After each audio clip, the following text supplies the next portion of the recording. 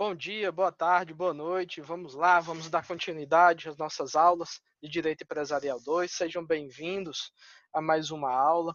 Vamos aqui então iniciar nossos trabalhos e vamos agora, ver um conteúdo novo. Já encerramos tudo a respeito de sociedade por ações e vamos agora então iniciar títulos de crédito. Essa matéria que é tão mal falada dentro do direito empresarial, essa matéria então que ela é tão mal vista, mas você vai ver então que ela vai ser uma ótima matéria, apesar de ainda ter algumas complicações, realmente é uma matéria que requer bem atenção, você vai ver que se concentrando, prestando atenção então às nossas aulas, você vai conseguir compreender tudo sobre títulos de crédito, certo? Então essa primeira aula ela vai ser uma aula mais conceitual, nós vamos analisar aqui justamente o conceito sobre títulos de crédito, nós vamos falar a respeito das finalidades e principalmente sobre os princípios regentes dos títulos de crédito, certo? Então, sem mais delongas, para não ficar um vídeo muito extenso, vamos dar continuidade, vamos iniciar então nossa aula. Conceito de título de crédito. O que, que acontece? Para você ver então a extensão da importância e da época de que a quantidade de tempo que se vem estudando os títulos de crédito, você tem que fazer um aparato do conceito de título de crédito entre o conceito empregado por Vivante e o conceito adotado pelo Código Civil. Vivante, ele foi um doutrinador, italiano, certo? Um dos principais doutrinadores italianos a respeito de direito comercial barra empresarial, certo? Ele foi um professor de várias universidades na Itália e também um grande advogado. Ele se dedicou muito a estudo, principalmente de títulos de crédito. E Vivante, então, nos seus estudos, ele chegou a um conceito, e cuidado com esse conceito, tá, gente? Não está aqui à toa, é um conceito que ainda até concurso cobra. Eu já vi concurso cobrando o conceito de Vivante em suas provas. Então, o que que Vivante dizia? Vivante dizia o seguinte, que título de crédito é o documento necessário, vou circular aqui, só os principais, para um exercício de um direito literal e autônomo nele mencionado. Então veja que Vivante dizia que título de crédito é um documento necessário para o exercício de um direito literal e autônomo nele mencionado. Esse aqui foi o conceito de Vivante, foi o conceito então que ele empregou há 1000 anos atrás, há muito tempo atrás.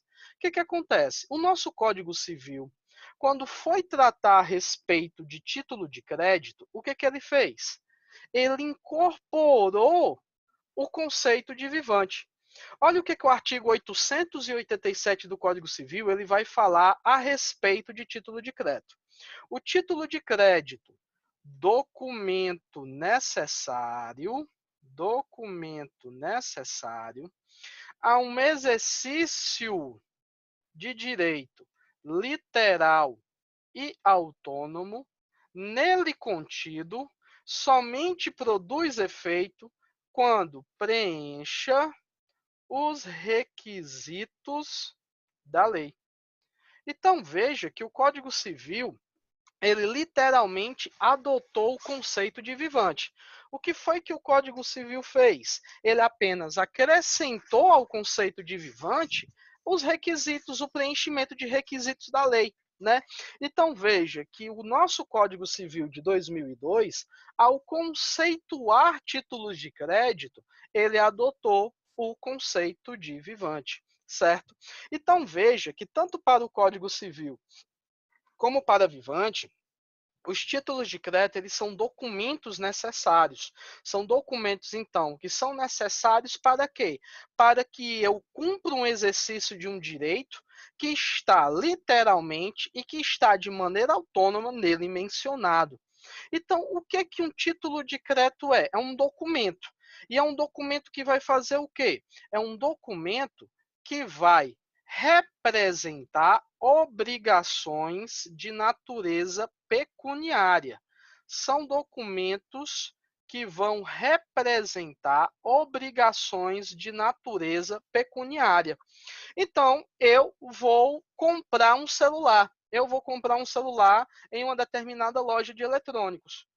Para pagar esse celular, o que, que eu faço? Eu emito um cheque. O celular, então, custou R$ 1.000. Eu pego o celular para mim e, como forma de pagamento, eu emito a essa empresa um cheque no valor de R$ 1.000. Veja que o cheque ele vai ser um documento que vai estar devidamente empregado com um valor, com uma obrigação pecuniária literal e autônoma, obrigatoriamente nela contida, onde esse documento é essencial para quê? Para exercício dessa obrigação pecuniária. O que acontece? Não confunda o título de crédito com a obrigação em si. Tá? O título de crédito ele é diferente da obrigação, tá? Não confunda isso. Aqui os títulos de crédito eles estão apenas representando as obrigações. A obrigação em si é justamente uma relação pecuniária que eu tive de compra e venda de um aparelho móvel, né? De um objeto móvel, de um aparelho celular. Então, o que, que vai acontecer? Por ter comprado um celular a uma determinada empresa, a uma determinada loja, né, eu me comprometi a dar o valor do celular e a loja se comprometeu a me dar o aparelho. Veja que nesse momento o que é que eu tenho? A obrigação. Eu tenho aqui uma obrigação provinda de uma compra e venda. Mas como eu efetuei o pagamento mediante cheque, aquele cheque que eu entreguei, que é um título de crédito, ele está representando a obrigação. Ele não é a obrigação em si, mas ele representa a obrigação. E uma obrigação que foi de natureza pecuniária, certo? Então, nesse momento, cumpre falar qual é a finalidade do título de crédito. Professor, e qual é a finalidade do título de crédito? A finalidade do título de crédito é justamente circulação de crédito. A finalidade do título de crédito é circular crédito. É a mesma coisa que um dinheiro faz. Agora, lógico, são institutos diferentes. Mas o que, que o dinheiro faz? O dinheiro circula crédito. Se eu tenho uma nota de R$ 10, aquela nota de R$ 10 está dizendo o quê? Que eu tenho R$ 10 de crédito que eu posso trocar aquela nota, né, por qualquer mercadoria que tenha um valor até de R$ 10. O que, que eu tenho com um cheque de R$ 1.000? Eu tenho justamente um título que está espelhando um crédito de R$ 1.000, onde eu posso comprar uma mercadoria de até R$ 1.000 e aquela pessoa que me vendeu a mercadoria e que está ficando com o cheque, ela pode então repassar esse cheque para terceiros. Por quê? Porque ele está espelhando ali um valor de R$ 1.000. Então, independentemente de quem esteja esse cheque, certo? Eu irei pagar os R$ 1.000 que eu prometi lá dentro do cheque, que eu assumi a obrigação de pagar quando eu emiti o cheque de R$ 1.000. Então, a finalidade do título de crédito, como documentos que representam obrigações de natureza pecuniária, é justamente circulação de crédito.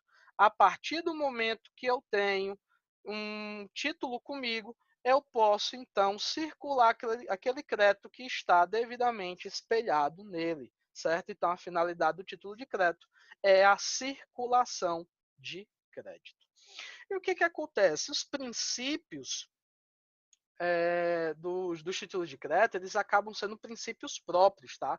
São princípios que geralmente você não viu, você não estudou lá em Empresarial 1, lá nas primeiras aulas de Direito Empresarial. Por quê? Porque acaba sendo, então, uma matéria própria, uma matéria que tem uma autonomia muito grande dentro do direito empresarial. E os títulos de crédito eles vão possuir três grandes princípios, que nós vamos falar desses três agora. É o princípio da cartolaridade, é o princípio da literalidade e o princípio da autonomia. São os três princípios, então, essenciais que nós temos que aprender para compreender melhor, então, os títulos de crédito. E são esses princípios que se encontram também dentro do conceito de vivante.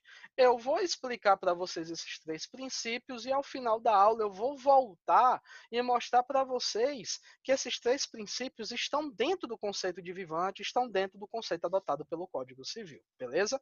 Mas antes de começar a falar sobre o princípio da cartularidade, que é o nosso primeiro princípio, uma observação, tá? Não confunda os princípios com determinados atributos dos títulos de crédito. Na segunda aula, na próxima aula sobre títulos de crédito, que eu vou gravar, a gente vai falar sobre os atributos. Não são apenas esses dois, mas são esses dois os que mais os alunos se confundem achando que estão intrínsecos aos princípios. Não, são atributos. Quais são? Os da negociabilidade e o da executividade, certo? Negociabilidade e executividade são atributos dos títulos de crédito. Né? Então, são qualidades inerentes aos títulos de crédito. A partir do momento que determinado documento ele foi elevado à categoria de título de crédito pelo direito, né, por uma lei, ele então vai ter esse atributo de negociabilidade e executividade. Não são os princípios, né? Não são então máximas que vão reger os títulos. Na verdade, são atributos, vão ser características essenciais que estão empregadas aos títulos de crédito. Então, o que acontece? Atributos é diferente de princípio.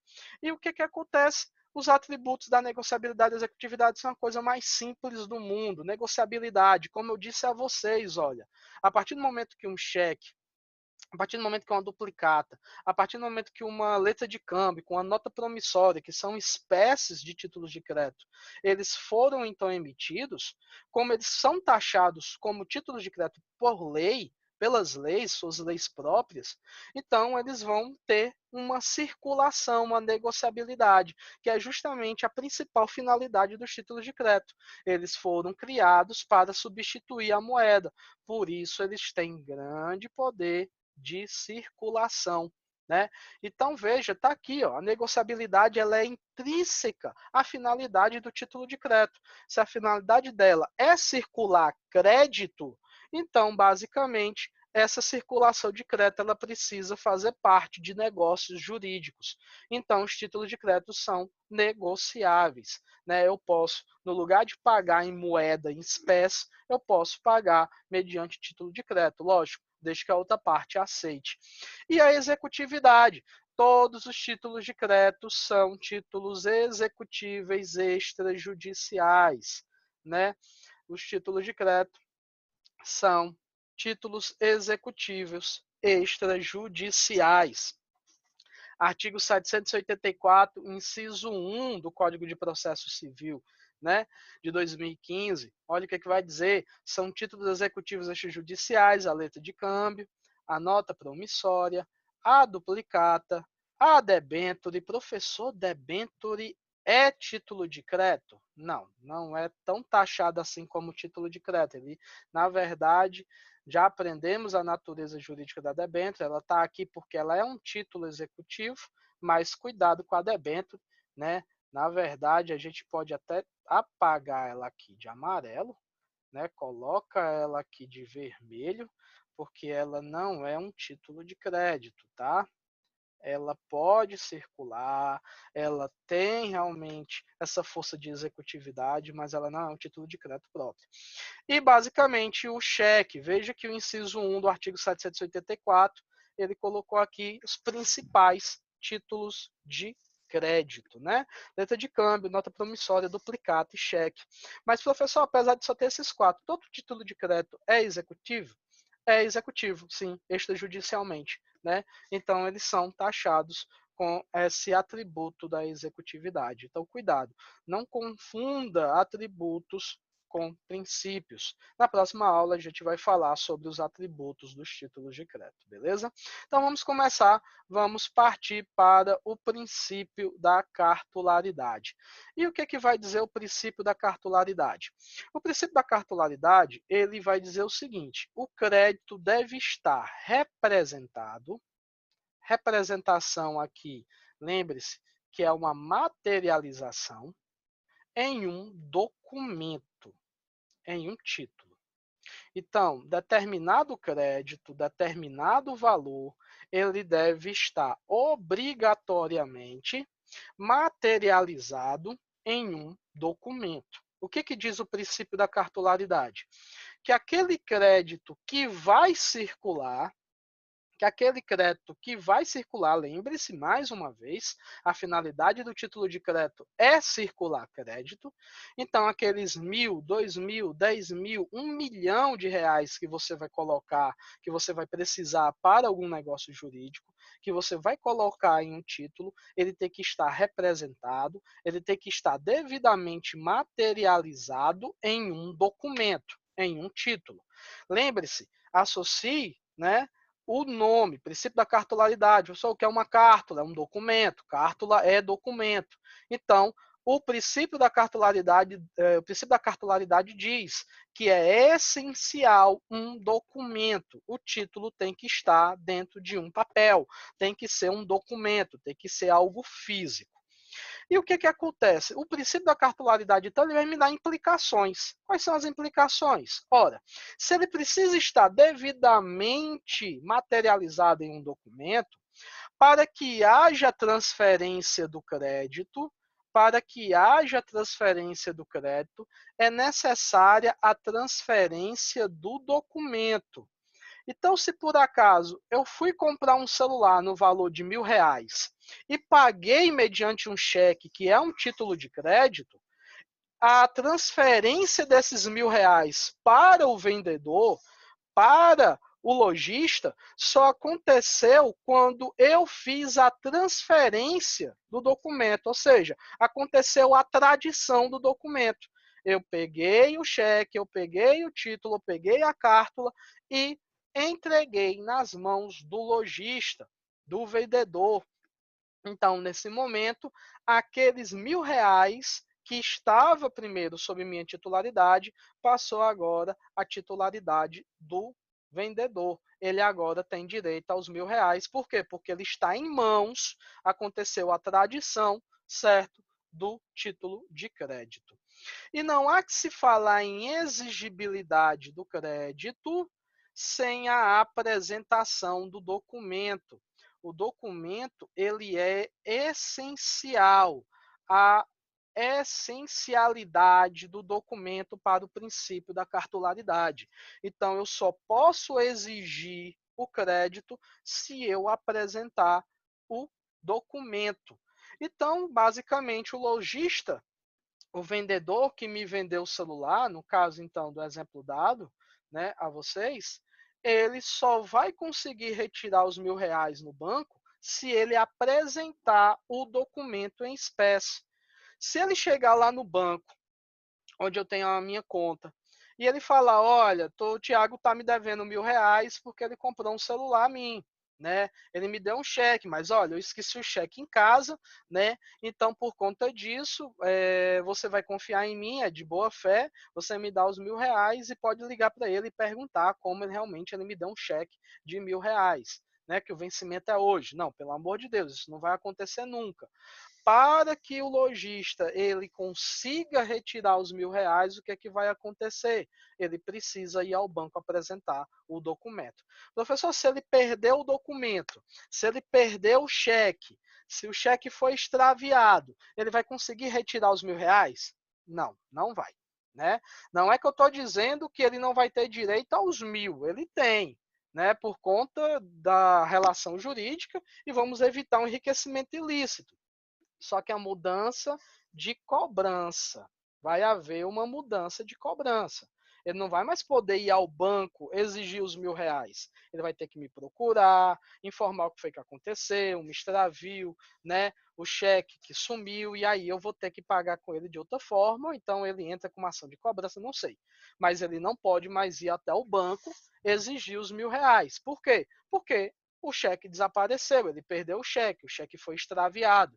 Né? Então, nesse momento, o que, é que vai acontecer? Sem documento, não tem que se falar em exigibilidade de crédito. Se o documento sumiu, não se tem o que se falar em exigibilidade de crédito. O que acontece? Tem até uma lenda, né, de que antigamente, quando os processos eram físicos, que havia uma execução de cheque, os advogados de mau caráter, o que eles faziam? Eles pediam para analisar o processo, que dentro do processo, como eu tinha que estar executando o título de crédito para ele ser exigível mediante uma execução, eu tinha que apresentar o documento em espécie. Os advogados antigamente eles pediam para olhar o processo, pegavam, arrancavam o título do processo, davam fim, e aí depois o que, eles faziam, o que eles falavam? Diziam que não tinha sido apresentado em nenhum momento o título, tal, e por conta disso, né, aquela execução ela era infundada, não podia ir para frente. Então, cuidado. A importância do documento físico aqui para os títulos de crédito é muito grande, certo? É o que fala, então, o princípio da cartolaridade. Então, por conta disso, o protesto por ausência de pagamento, ele só vai ser feito aonde? Dentro do documento propriamente dito. Eu só posso executar o documento se eu apresentar o original. Ah, professor, não posso pegar um cheque, tirar uma cópia, autenticar e colocar a cópia desse cheque dentro de um processo de execução? Não, de maneira nenhuma. Né? Na grande maioria, apesar de já haver jurisprudência dizendo que aceita, mas na grande maioria os juízes não vão aceitar, né? De maneira nenhuma isso. Ele vai querer o título original, aquele documento dentro da ação de execução. Mas o que acontece? O princípio da cartularidade ele vem sofrendo mitigação, certo? O princípio da cartularidade ele vem sofrendo uma mitigação, principalmente com a instituição de títulos de crédito eletrônico. Os títulos de crédito eletrônico cada vez mais utilizados no nosso dia a dia. A gente sabe que hoje é essa a evolução e basicamente a gente sabe que esses documentos estão cada vez mais com seus dias contados, né, com a relação de internet banking, com a relação então de transações eletrônicas. A gente sabe então que basicamente esses títulos estão, né, pelo menos os títulos físicos estão com seus dias contados, né, cada vez mais entrando em desuso. Então, o que acontece? A introdução de títulos de crédito eletrônico, um grande exemplo, nós temos títulos de agronegócio, né? Nós temos hoje, com a lei de 2018, a duplicata virtual.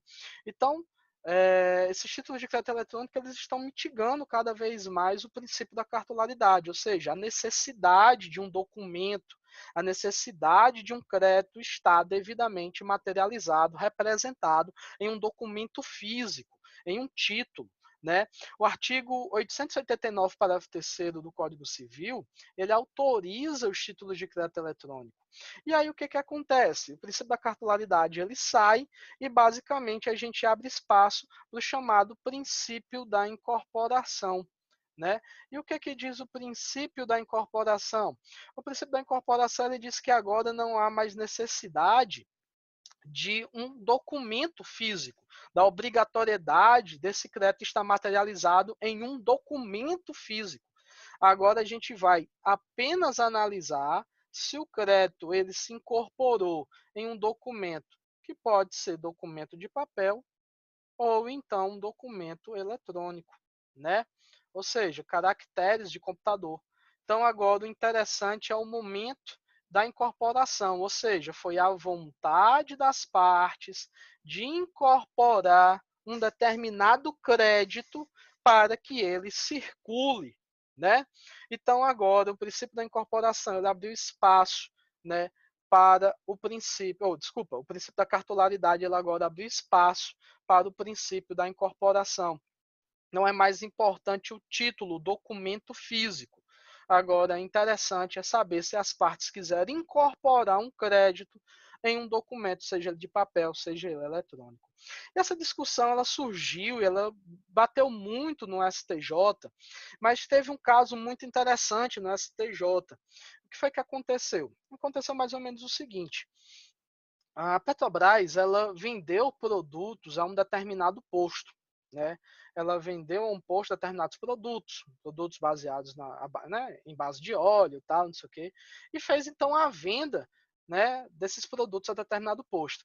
E como forma de pagamento, a Petrobras ela emitiu duplicatas virtuais, duplicatas eletrônicas, né? E o posto aceitou. E aí o que foi que aconteceu? Chegou na data do vencimento, o posto não pagou. Simplesmente o posto ele deixou de pagar essas duplicatas.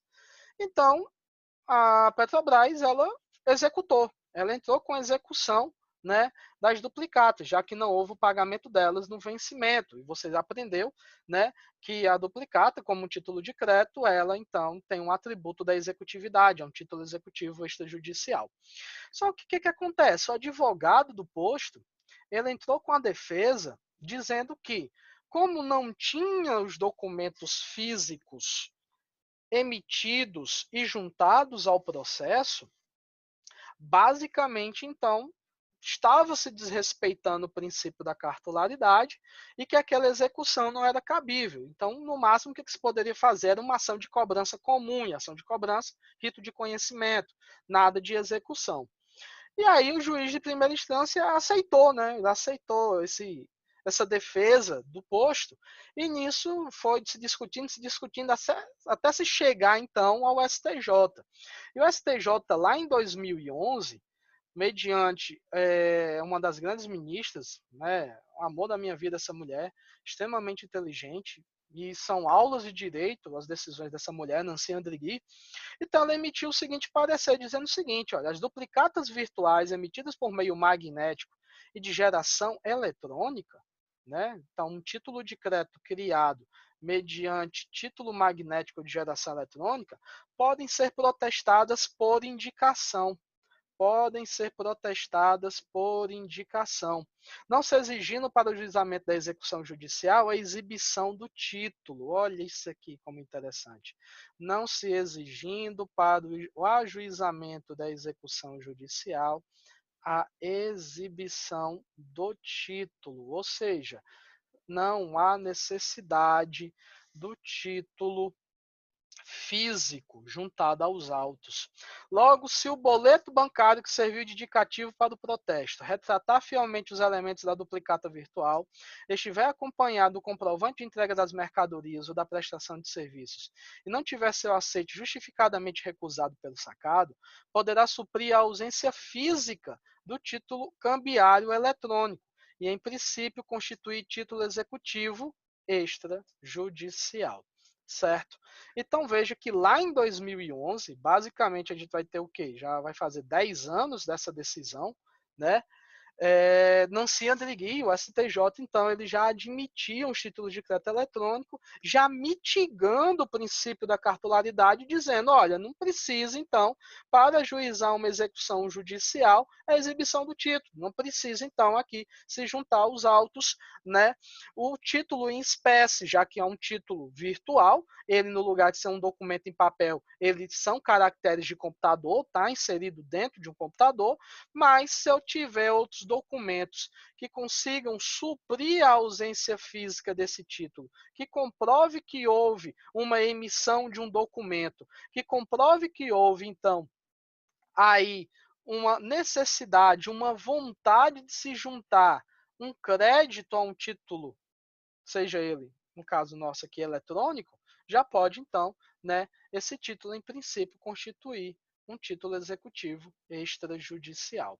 O que acontece? Essa decisão, que na época foi de suma importância, ela meio que se mitigou também, perdeu sua importância. Por quê? Aqui, no caso, pela instituição da Lei 13.775 de 2018, né? A Lei de Duplicata Eletrônica. Agora a gente tem justamente autorização legal e agora a gente tem, né, uma autorização, uma lei tipificando, falando, tratando a respeito da duplicata e que ela pode sim ser emitida de maneira virtual e que isso não desconfigura, não desqualifica ela como um título de crédito. Olha o que diz o artigo 3º.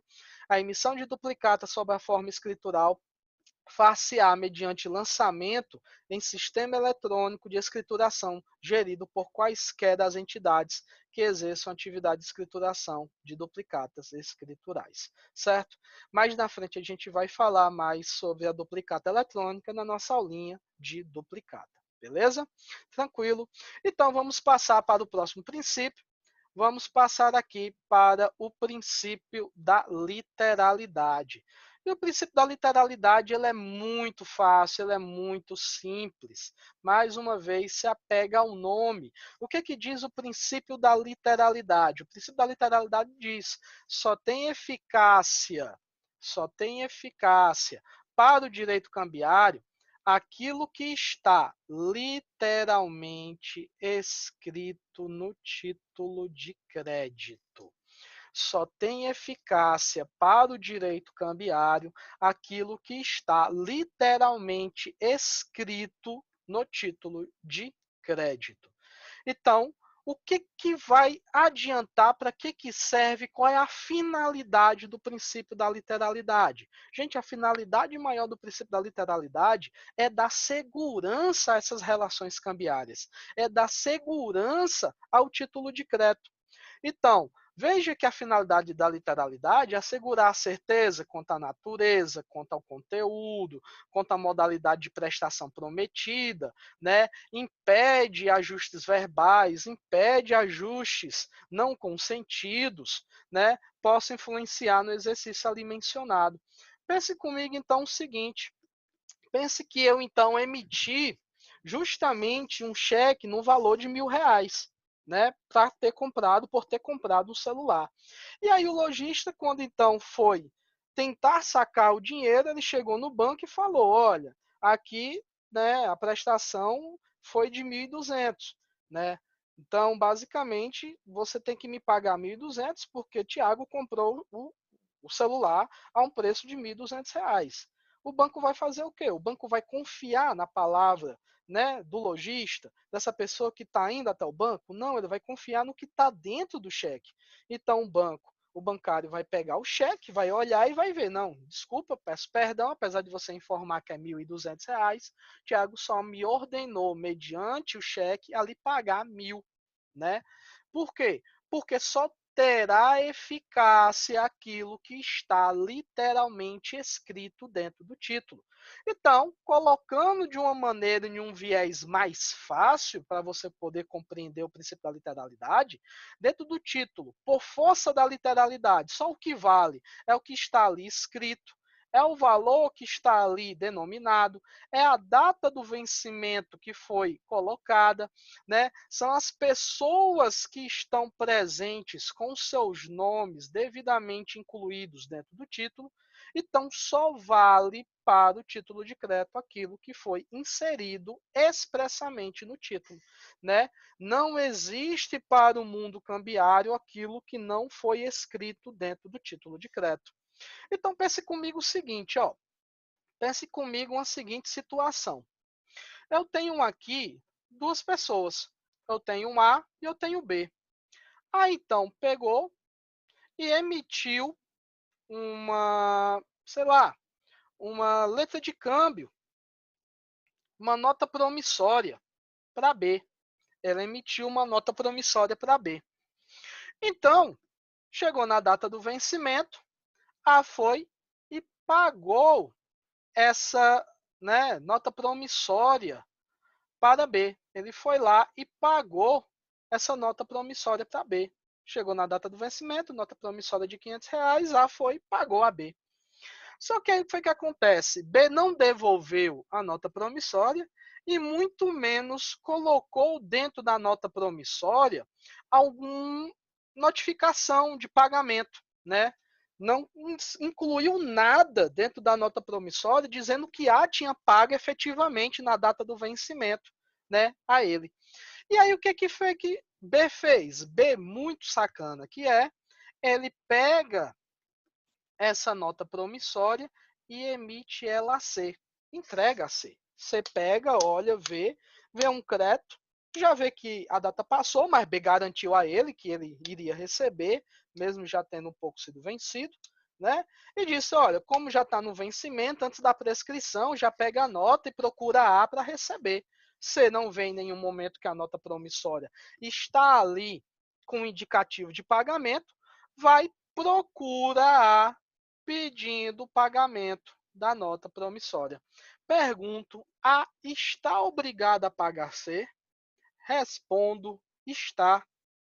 Mas, professor, por quê? Se A já pagou a B. Sim, mas se A já pagou a B, por que, que ele não colocou isso dentro da nota promissória? O que, que a gente faz? Qual a primeira coisa que a gente realiza quando a gente paga uma nota promissória? Pega ela de volta e rasga. Dá sumiço a ela. Para quê? Para que ela não possa ser usada em outra relação jurídica e eu tenha que pagar ela.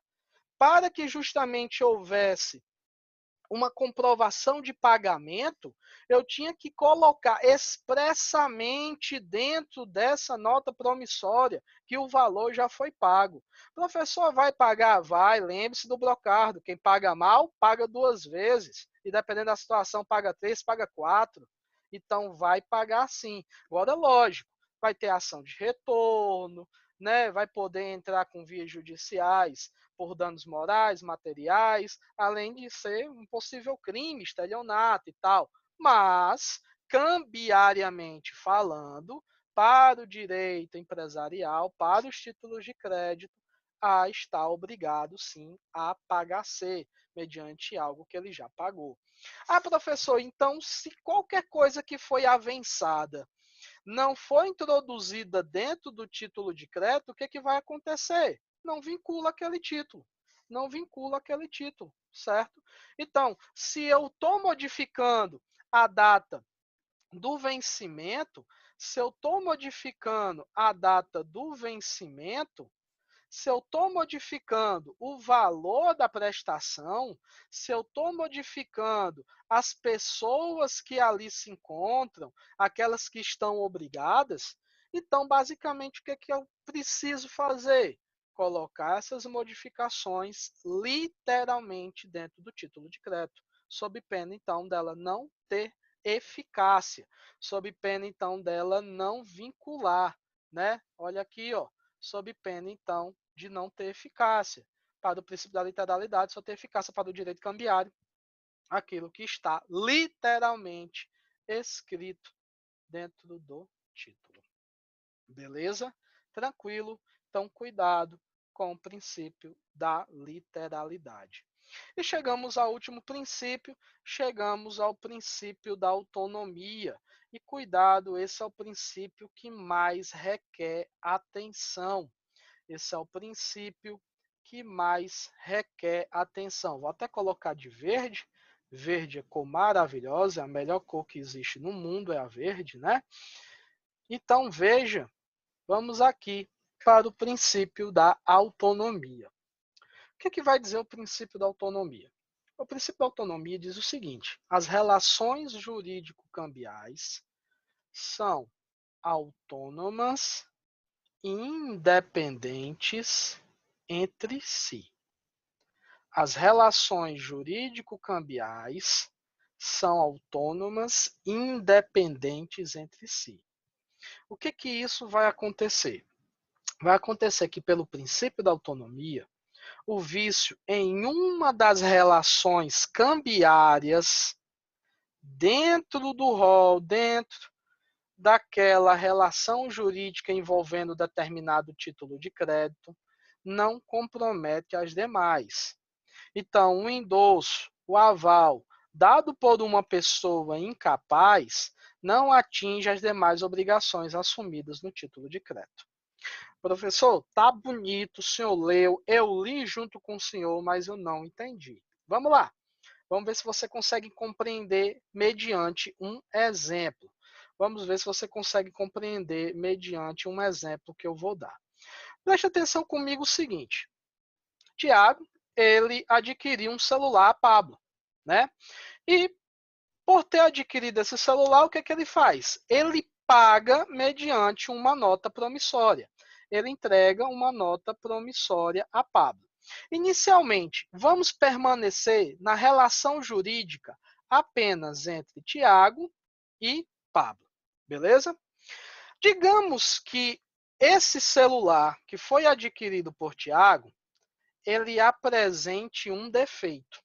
O celular não está realizando ligações, o celular não está entrando na internet, o celular não está pegando 3G, 4G, está com um defeito. O que, que acontece? Tiago, ele é obrigado a pagar a Pablo pelo celular?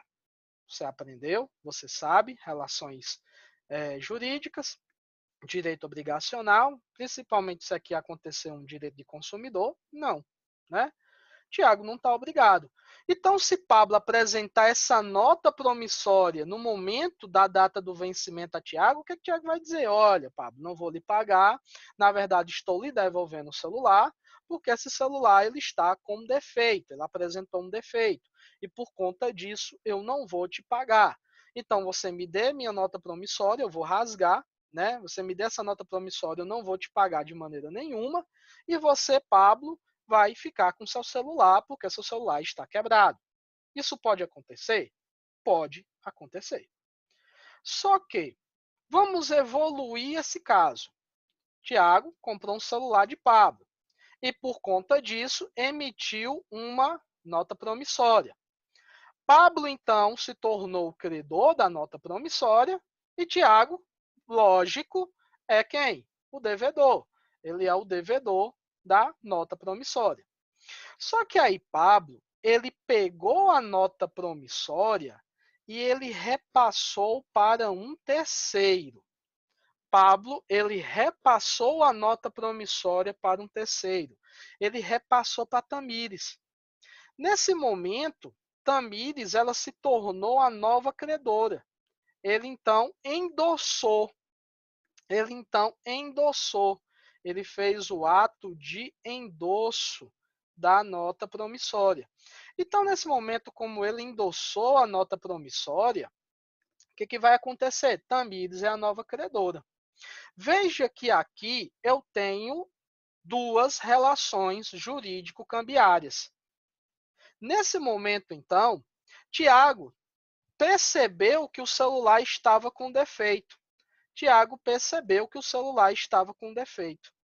Tamires, na data do vencimento, procurou Tiago para que esse pagasse. Procurou Tiago para que esse pagasse. Pergunto, Tiago pode dizer a Tamires que não vai pagar, né, a nota promissória porque o celular apresentou defeito? E a resposta qual é? Não. Nesse momento, como eu tenho uma nova relação jurídico-cambiária, certo? Tiago terá que pagar a Tamires. Por quê? Porque pelo princípio da autonomia, as relações jurídico-cambiárias são autônomas e independentes entre si. Professor, eu não estou enxergando as duas relações jurídico-cambiárias. Estão aqui, ó. Vou mostrar para vocês. Onde é que está a primeira relação jurídico-cambiária? Aqui, entre Tiago e Pablo. Nessa relação jurídico-cambiária entre Tiago e Pablo, eu tenho a primeira relação jurídico-cambiária. Tiago adquiriu um celular a Pablo e, mediante o pagamento, emitiu uma nota promissória. Eu tenho aqui uma primeira relação jurídico-cambiária. E onde é que está a segunda relação jurídico-cambiária? Está aqui, no momento que Pablo ele repassou para Tamires a nota promissória. Professor, mas ele repassou por quê? Gente, não importa. Ele pode estar devendo a Tamires, ele pode ter adquirido um bem a Tamires. Lembre-se que a finalidade do título de crédito é circular crédito, não importando o porquê. Não quero saber qual foi o motivo. No momento em que ele repassa essa nota promissória para Tamires, que no nosso caso a gente vai aprender ao chamado endosso, Tamires ela passa a ser, então, a nova credora. Então, essa relação, essa segunda relação jurídico-cambiária, ela não se contamina de maneira nenhuma por vícios que vão ser apresentados na primeira relação jurídico-cambiária. Né? Então, são relações que, para o princípio da autonomia, são autônomas e independentes entre si. O vício nessa relação jurídica não afeta essa segunda relação jurídica. O vício nessa relação jurídica, o vício nessa relação jurídica não afeta essa segunda relação jurídica. Beleza? Tranquilo? O que acontece? O princípio da autonomia, ele ainda se subdivide em dois subprincípios. São esses dois subprincípios que fazem com que você entenda por que as relações jurídico-cambiárias são autônomas e independentes entre si. O primeiro subprincípio é chamado de subprincípio da abstração. E o que é que ele diz? Ele diz que com a abstração, o título ele se desvincula da causa que lhe deu origem. Com a abstração, o título se desvincula da causa que lhe deu origem. Vamos aqui de novo, vamos entender aqui olhando para esse caso. Tiago comprou um celular a Pablo, não foi? Beleza? O que acontece? Eu tenho uma primeira relação jurídico-cambiária aqui. Eu tenho uma primeira relação jurídico-cambiária aqui. Nesse momento, o que ocasionou essa primeira relação jurídico-cambiária? A compra e venda de um celular. A compra e venda de um celular. Nesse momento aqui, nessa primeira relação jurídico-cambiária, não tem que se aplicar o princípio da abstração. Por quê? Porque eu só tenho uma relação jurídico-cambiária e ela não vai se desprender da causa que lhe deu origem. A gente aplica o subprincípio da abstração no momento em que ela parte para uma transferência do título, ou seja, no momento que eu tenho, no mínimo, duas relações jurídico-cambiárias. Nesse momento, quando o Pablo ele passou o título, ele passou a nota promissória para Tamires, o que aconteceu? A relação que estava baseada na compra e venda de um celular se despreendeu da nota promissória. E essa nota promissória aqui chegou para Tamires de maneira livre, ou seja, desapegada da compra e venda. É como se essa nota promissória ela não tivesse sido emitida pela compra e venda de um celular. Ela chegou na mão de Tamires como se realmente ela não tivesse sido emitida na compra e venda de um celular. Ou seja, nesse momento aqui, Tamires está adquirindo a nota promissória e ela não vai se importar se ela foi emitida por conta da compra e venda de um celular, por conta da compra e venda de mercadorias alimentícias, por conta de qualquer motivo que for. Então, no momento que ela sai da primeira relação jurídica dela e ela titulariza uma segunda relação jurídica, para o princípio da abstração, a causa que deu origem à emissão do título, ele se abstrai, ele se despreende do título. Se Tamires, por exemplo, ela passar para um quarto, Tamires vai passar para uma quarta pessoa. Tamires vai entregar essa duplicata, ou desculpa, duplicata não. Tamires vai entregar essa nota promissória para Daniele, para Yamara. O que vai acontecer? Não importa, né? Yamara, Daniela, essa quarta pessoa aqui não quer saber do que aconteceu na relação Tiago e Pablo. A causa que deu origem, que foi a compra e venda de celular, não se aplica a essa relação, muito menos a essa. E além disso, essa relação aqui entre Pablo e Tamires se despreende também. Ou seja, não tem poder de influenciar essa quarta relação aqui, né? Ou essa quarta pessoa, essa terceira relação. Beleza? Então, cuidado com isso. O princípio da abstração, ele vai justamente dizer isso, que o título se desvincula da causa que lhe deu origem. E o segundo subprincípio, nome bem pequenininho, subprincípio da inoponibilidade de exceções pessoais a terceiros de boa-fé. O que vai dizer esse princípio? Que o devedor só pode apresentar exceção pessoal para o credor primitivo.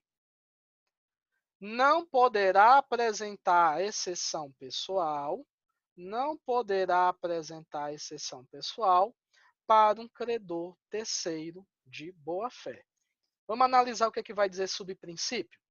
Ó, primeira relação jurídico-cambiária. Tiago e Pablo. Primeira relação jurídico-cambiária. Tiago e Pablo. Nesse momento aqui, Tiago adquiriu um celular a Pablo e, por conta disso, emitiu uma nota promissória a quem? A Pablo. Nesse momento, Pablo se transformou no credor e Tiago quem é? Já disse a vocês, ele é o devedor. Ele vai ser o devedor.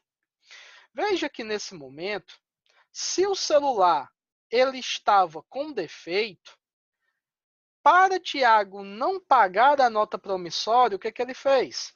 Ele apresentou uma exceção pessoal a Pablo. Olha, não vou pagar. Por quê? Porque o título, desculpa, porque o celular está com defeito. Ele vai apresentar uma exceção pessoal.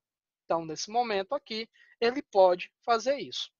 Só que, pelo princípio, pelo subprincípio, se Pablo ele tiver pegado essa nota promissória e ter repassado a nota promissória para um terceiro, se esse terceiro estiver de boa fé, se esse terceiro estiver de boa fé, Tiago não pode mais apresentar exceção pessoal. A exceção pessoal que Tiago tinha do celular que estava com defeito não poderá vir e atingir Tamires. Agora vamos fingir que Tamires não estava de boa fé. Vamos fingir então que Tamires ela sabia do defeito. Ela estava agindo de má fé. Agora Tamires está agindo de má fé. Como ela não é uma terceira pessoa, né, de boa fé, a exceção pessoal pelo celular está com defeito, agora sim pode ser estendida para Tamires, né? Então veja, para o subprincípio da inoponibilidade de exceções pessoais a terceiros de boa fé, o devedor, que lá na relação jurídica é Tiago, só pode apresentar exceção pessoal para o credor primitivo, ou seja, para o primeiro credor do título, que no caso lá é Pablo. A partir do momento que Pablo ele passa o título dele para um terceiro, a partir que o primeiro credor passa o título dele para um terceiro, ele é chamado de credor primitivo.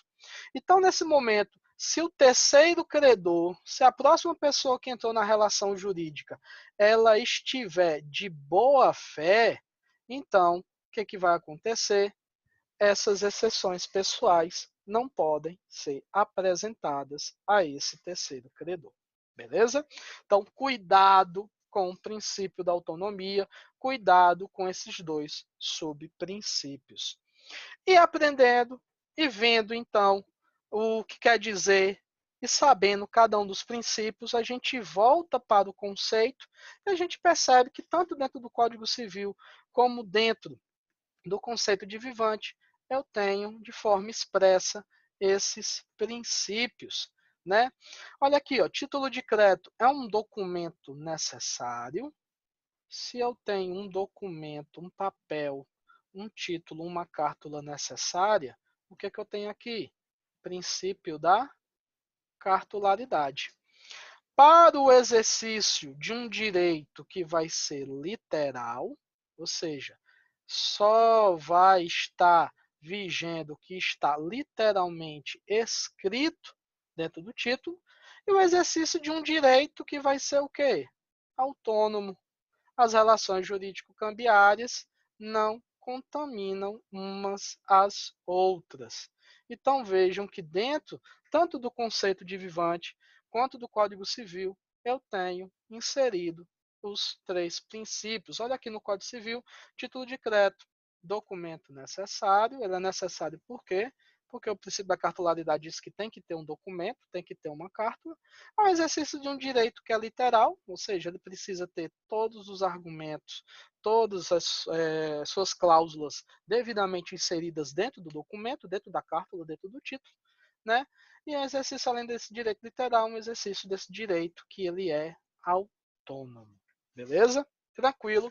Então, gente, encerramos nossa aula por aqui, certo? Fiquem com Deus, bons estudos e até a nossa próxima aula. Papai está morrendo de saudade de vocês e, se Deus quiser, já já a gente se encontra em sala de aula. E, por favor, fique em casa, tá? Cheiro no coração, até mais.